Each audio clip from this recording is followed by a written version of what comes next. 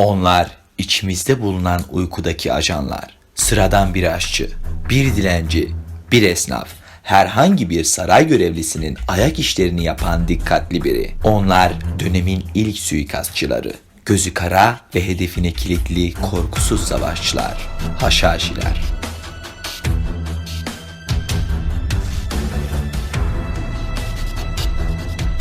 Onları tanıyamaz, onlarla karşılaşamazsınız. Çünkü onlar karşınıza belirdiği anda artık işiniz bitti demektir. Onlar dağın şeyhinin yani Hasan Sabbah'ın cesur fedaileri. Hasan Sabbah 1090 yılında sarp bir kayalığın tepesinde ulaşılamaz Alamut Kalesi'nde yaşamıştır. Çok iyi bir propagandacı, üstün zekalı, hırslı ve öngörülü bir lider.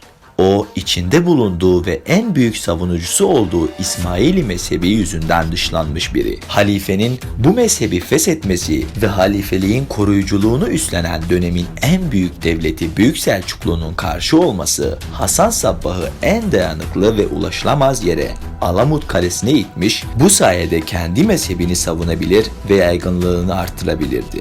Peki bunu nasıl yapabilir? Onun fazla takipçisi ve hatta büyük orduları yok. Çok sabırlı olan Hasan Sabbah, öncelikle sürekli hutbelerde İsmaili mezhebini anlatıyor ve insanları onun etrafında toplamaya sevk ediyordu. Kendine inanan muritlerine eğitim vermeye başlaması, daha sonra başlayacak olan suikastleri yolunu aydınlatıyordu.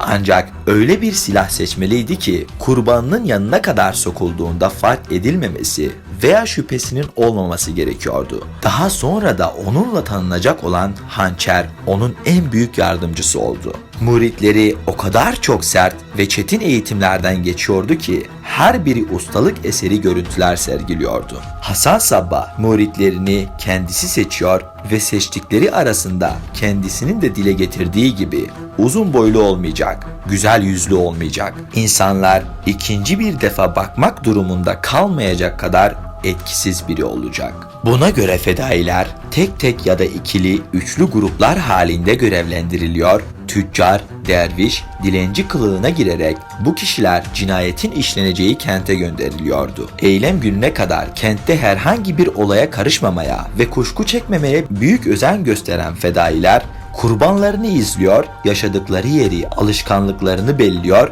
ve büyük bir sabırla eylem anını bekliyorlardı.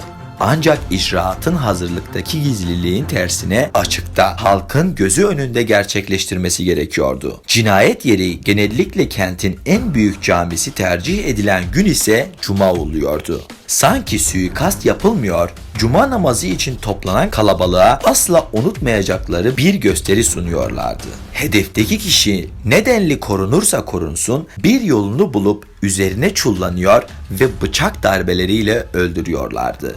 Bazıları bıçağı bırakıp kalabalığa söylev çekiyor, bazıları soğukkanlılıkla muhafızların gelip kendilerini parçalamasını bekliyorlardı. İlk olarak Büyük Selçuklu'nun en önemli veziri Nizamülmülk'ün onlar için büyük bir engel olduğunu ve ortadan kaldırılması gerektiğine karar vermişti. Müritlerini çeşitli kılıklarla saraya girmesini sağlamış ve her biri haftalık rapor şeklinde Hasan Sabbah'a Büyük Selçuklu'nun atmak istediği adımlarını ve işleyişi hakkında bilgiler toplayarak Hasan Sabbah'ı bilgilendiriyorlardı. Nizamülmülk'ün İsfahan'dan Bağdat'a hareket edeceği haberini alan Hasan Sabbah öldür emrini vermiştir.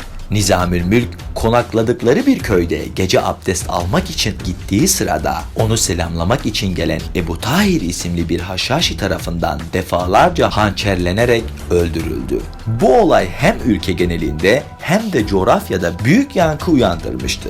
Ayrıca fedailer öldürdükleri kişinin cesedinin üzerinden ayrılmaz ve bunu ben yaptım demekten korkmazdı. Yani onlarda kaçmak yoktu. Onlar korkusuz olduklarını ve kimseden çekinmediklerini, ölüm için can attıklarını gösteriyorlardı. Onlara Haşhaşi denilmesi, Hasan Sabbah'ın muritlerine haşhaş içirerek onları yapay cennete götürmesi, gözlerini açtıklarında etrafta huriler, güzel asma bahçeleri gören muritleri Hasan Sabbah'a daha fazla bağlı olmalarıyla alakalı olduğuna inanıyor olabilirsiniz. Ancak hiçbir akademik kayıtta böyle bir yöntemden söz edilmediğini gördüm.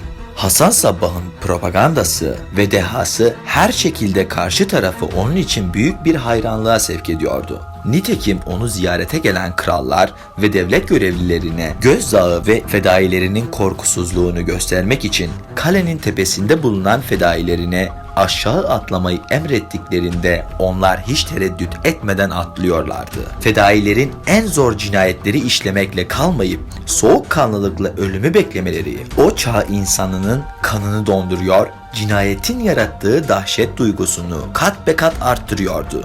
Ancak haşhaş içenler bunu yapabilir diye düşünüyorlardı. Onlara haşhaşi denilmesinin nedeni de buydu. Çünkü bu yapılan bir intihar eylemiydi.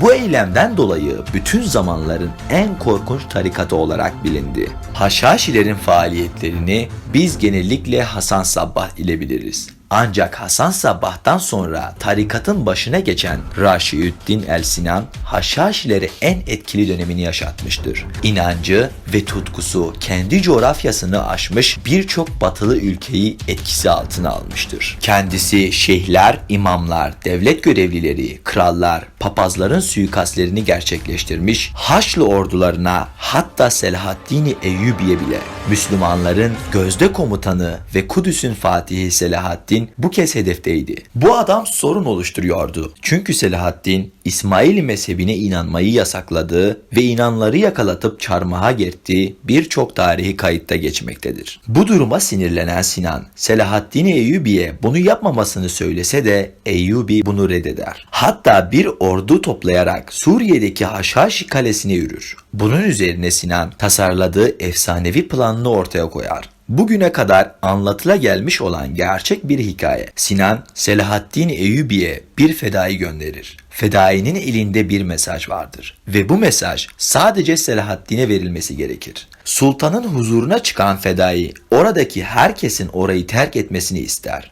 Eyyubi iki yakın koruması hariç herkesi çıkarır. Çünkü bu iki koruma onun oğulları gibidir ve onlardan hiçbir şey saklamanın gerek olmadığını söyler. Fedai peki der. Demek onlara çok güveniyorsun. Selahaddin herkesten daha çok güvendiğini dile getirir. Daha sonra fedai peki o halde adamlarına beni öldürmelerini emret. Selahaddin bunu söylese de adamları kıpırdamaz. Bunun üzerine fedai peki onlara seni öldürmelerini istesem ne yaparlar der. Ve Selahaddin'in en çok güvendiği iki koruması hançerlerini çekip Selahaddin'e doğrulturlar. Selahaddin Eyyubi Haşhaşilerin herkesten daha çok ona yakın olduklarını anlar ve ölümüne kadar İsmaili mezhebine inanan kimseye dokunmaz. Sinan daha sonra birçok Haçlı komutanını ve kralını aynı taktiklerle dersler vermiş, bazılarını ölümle cezalandırmıştır. Haşhaşiler son ana kadar yani Cengiz Han'ın kindar oğlu Hülagü Han'ın gelip surlarına dayanmasına kadar hiç kimseye boyun eğmediler ve korkularını her zaman hissettirdiler.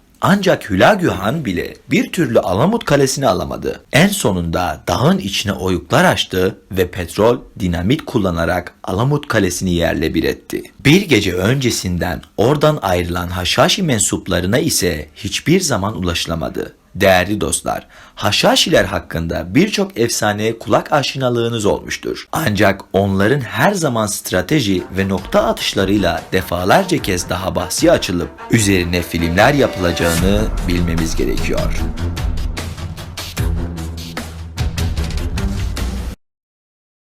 O güne kadar kimse kim olduğunu bilmeyecek.